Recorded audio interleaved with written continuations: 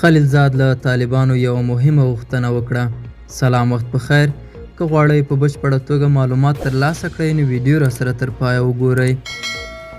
د افغانستان د منزوي کولو پلویان نه یو، خو حاکم نظام د خپلې ژمنې عملي کړي. د افغان سولې لپاره د امریکا پخواني ځانګړي استازي زلمي خلیلزاد ویلي چې امریکا تر دې دمه د افغانستان د منزوي کولو یا اقتصادي او سیاسي پلان نه لري.